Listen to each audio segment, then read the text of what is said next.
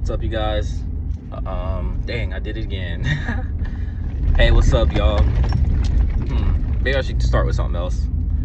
We'll see.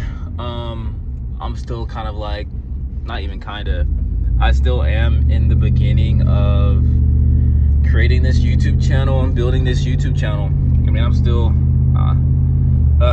yeah, whatever. Let's go ahead and jump right into it. If you guys are liking this content, like, comment, subscribe. Greatly appreciate it. Just to get this into the algorithm and help me figure out what to talk about, what to share. It kind of is like, I never even thought I'd be on YouTube, posting YouTube videos and all that. It's actually kind of crazy that I'm doing it right now, but I don't want this to be a venting session. Today is part 3 of my,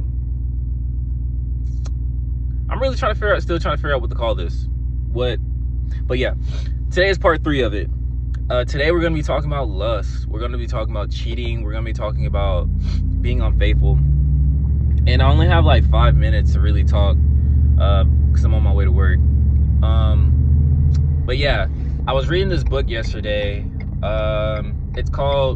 I think it's called like The Current State of Affair. It's something like that. And I forgot the author's name, but I was really enjoying the way that she was presenting her argument. She's like a counselor, a therapist, and she specializes in couples who have cheated on each other and, you know, had affairs and stuff like that. And something she said that really stuck out to me is that marriage 100 years ago used to be about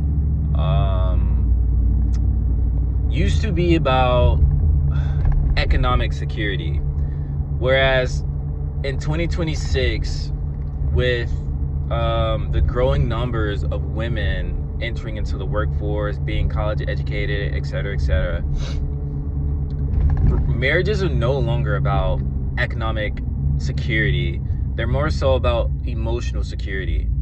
And something she said was, it's hard for one person to be everything emotionally for one person. And that really stuck out to me because a couple of days ago, I was commenting on a Facebook group chat, and I said a young lady was talking about how her husband had cheated on her or was watching porn, which is another topic in itself, like establishing the definition behind cheating. I think that's another thing that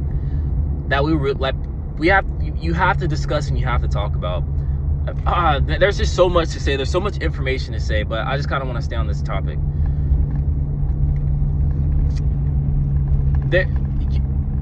One thing I said to the young lady was that you can't expect one person to be everything for you, right? You can't expect somebody to be a provider, a lover, a therapist, a counselor, a husband, a father.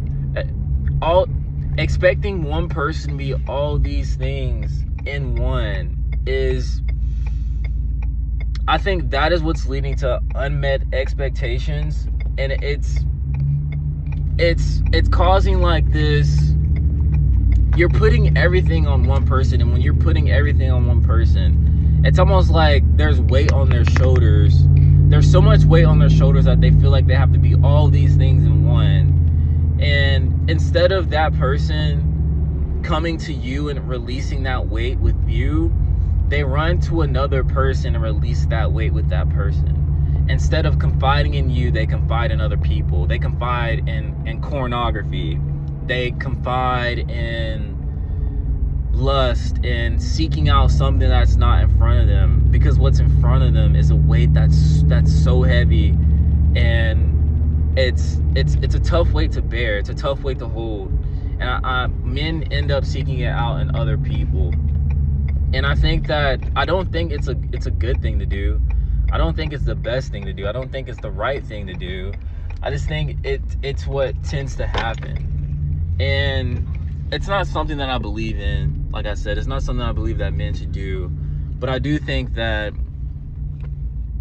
I don't know, I guess this is advice for wives. Sometimes when it comes to communication and verbiage and the way you're wording things with your husband, you have to come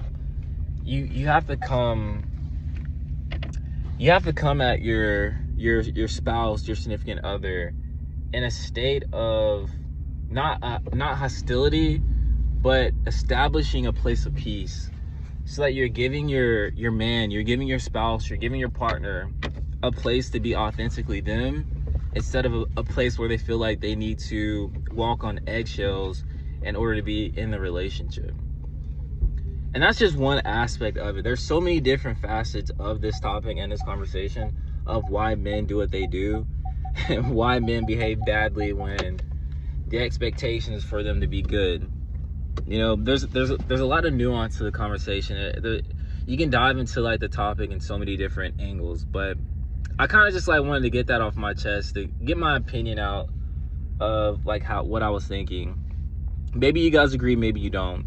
Let me know in the comments if you watched the video. If you watched the whole video, let me know in the comments. Let me know what you guys think. Like, comment, subscribe, share, whatever.